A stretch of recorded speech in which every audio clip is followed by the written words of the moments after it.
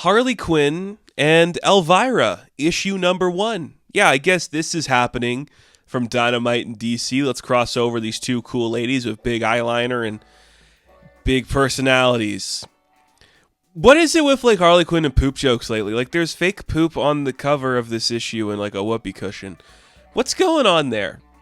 I don't know, but I wanted to check this out because 1, it's Amanda Conner and Jimmy Palmiotti coming back to Harley Quinn.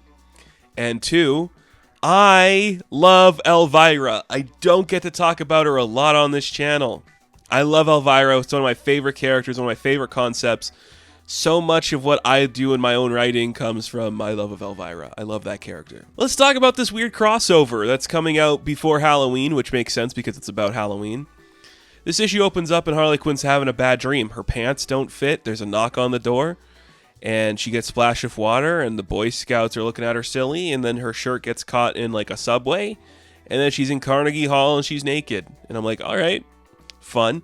So she's talking to Big Tony about it, and they're, like, on a pier somewhere in New Jersey, or I think it's New York area. I think it's at Coney Island. Does that have the Wonder Wheel? I don't know.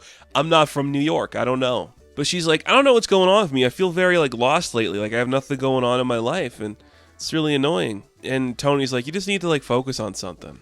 Like have your life find meaning again. Let me ask you a couple questions to see like how you're doing. What's like a safe space for you? And she's like, empower girls' ample bosoms. And he goes, the most influential person. He's like, my beaver Bernie.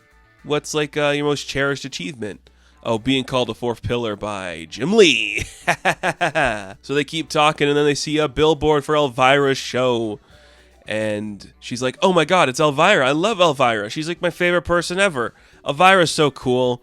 Remember, she's the queen of Halloween. Remember when I had like that Halloween party and I was so sick and I spent the entire time puking and shitting into the toilet? Why do we do so many like fecal jokes with Harley Quinn now? I don't understand that.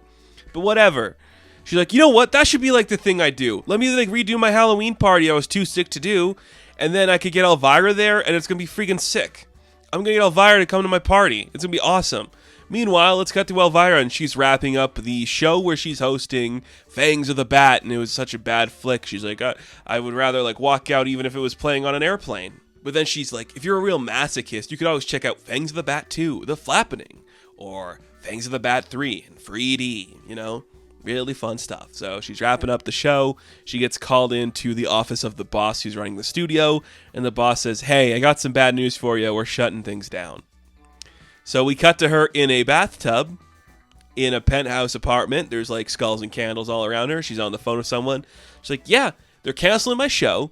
And I don't know. Doesn't seem like I'm getting paid anymore. And they're trying to like make a stupid kids television show with like puppets and vegetables who are happy and stuff.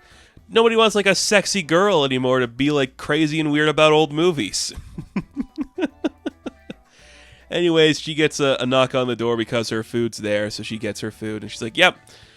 Just to recap before we go to the next scene, I'm jobless and I'm homeless and I need to find my next gig. So you got that? See you later. Cut back to Harley Quinn, who's now unveiling her plan to all the supporting characters in her book. And she's like, anyways, we're going to redo the Halloween party again. Does anyone think that's a good idea? And they're all just kind of like, no.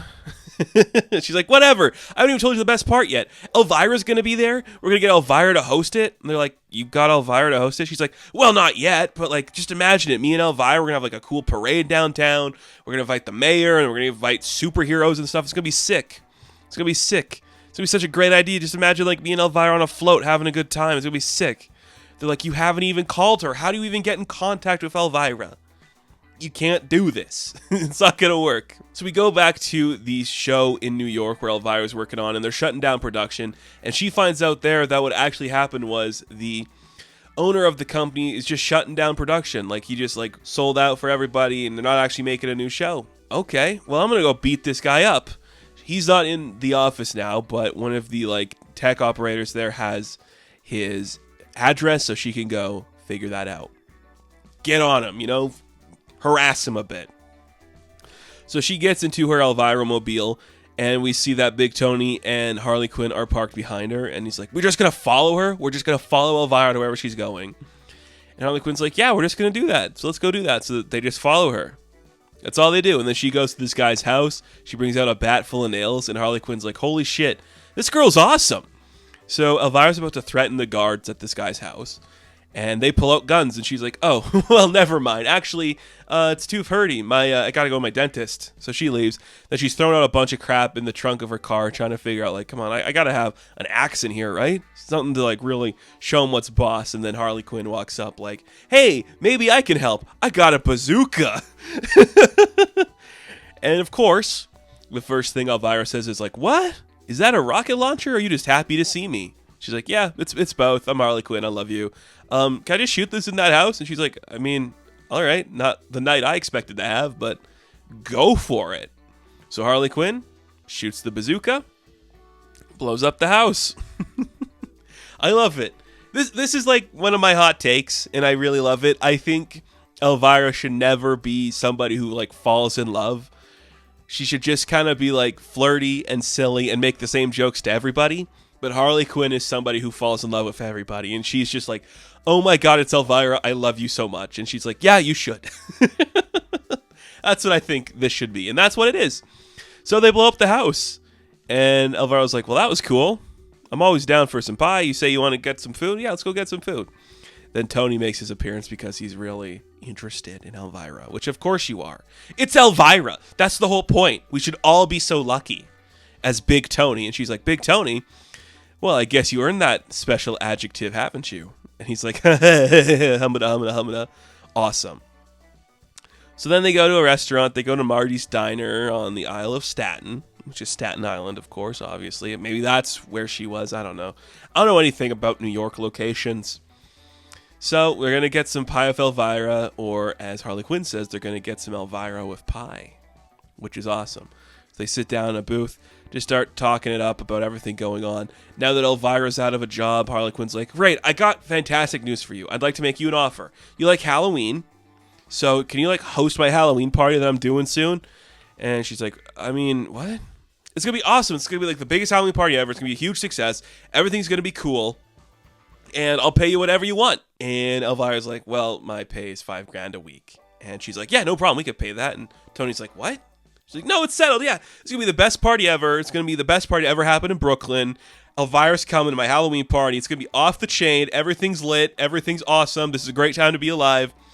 And Elvira just ends the book by being like, well, I mean, I guess I'm in a DC book right now, so why not have some fun this way? Let's do it. That's where the issue ends. And yeah, I mean, cool. I can't hate it. I can't hate it. It's funny stuff. It's exactly like a certain era of Harley Quinn that people really respond to.